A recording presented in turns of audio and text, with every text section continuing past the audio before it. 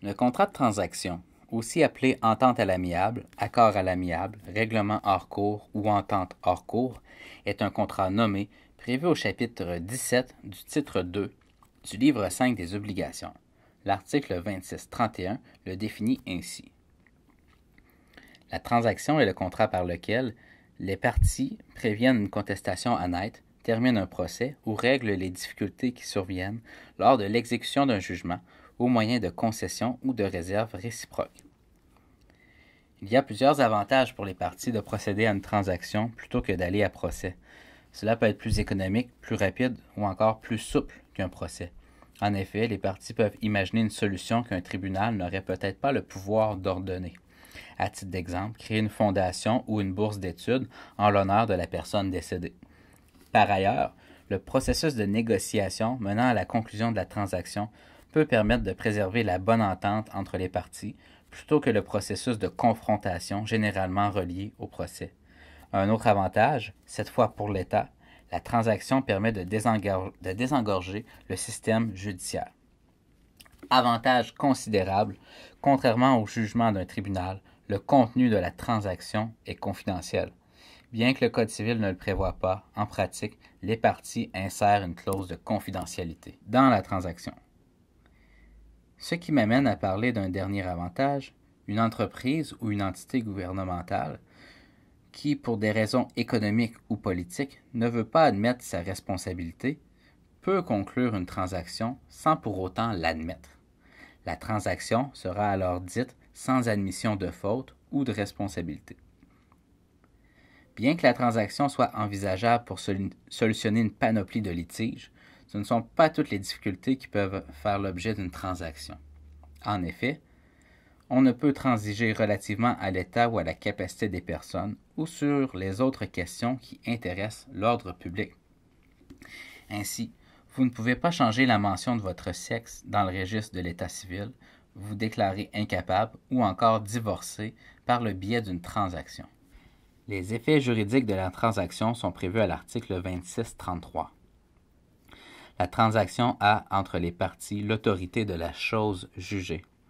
La transaction n'est susceptible d'exécution forcée qu'après avoir été homologuée.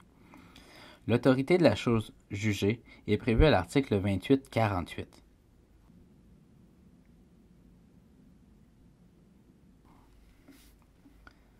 Voici un exemple d'application de l'autorité de la chose jugée. J'ai introduit en cour supérieure une poursuite contre vous en responsabilité civile. La Cour conclut à l'absence de faute et mon recours est rejeté. Je ne peux alors pas reprendre ce même recours à la Cour du Québec. En effet, le jugement de la Cour supérieure a alors autorité de la chose jugée. Vous verrez plus en détail cette notion dans vos cours de preuve et de droit judiciaire. Revenons maintenant à la transaction et à l'article 2633.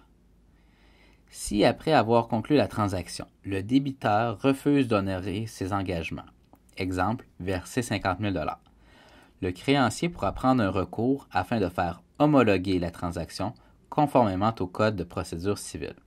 Une fois la transaction homologuée par le tribunal, le demandeur pourra engager un huissier afin de saisir les biens du débiteur et de les vendre en justice afin d'être payé. Regardons les règles de validité de la transaction. Puisqu'il s'agit d'un contrat, les règles de formation des contrats prévues aux articles 1385 à 1424 du Code civil s'appliquent à la transaction pour qu'elle soit valide.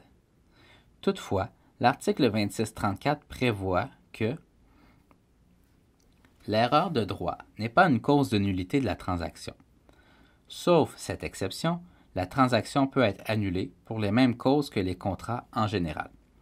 Pour faciliter la compréhension, je vais reformuler l'article 2634, puisque dans sa forme actuelle, il commence par l'exception et ensuite énonce le principe général.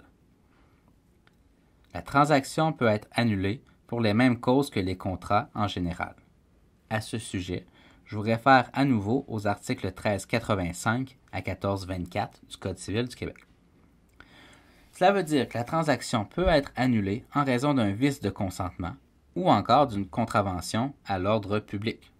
La seule différence entre la transaction et les autres types de contrats concerne l'erreur de droit.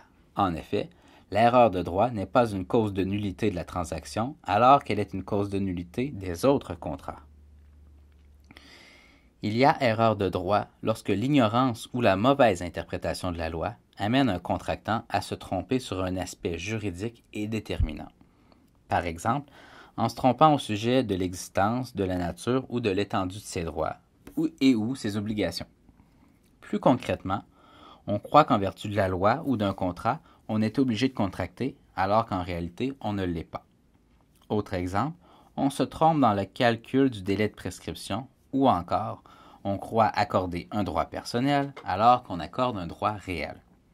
L'erreur de droit n'est pas une cause de nullité du contrat de transaction puisque ce type de contrat a pour objectif de mettre fin à un litige né ou éventuel.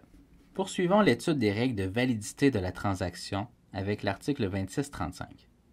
La transaction fondée sur un titre nul est également nulle, à moins que les parties n'aient expressément traité sur la nullité.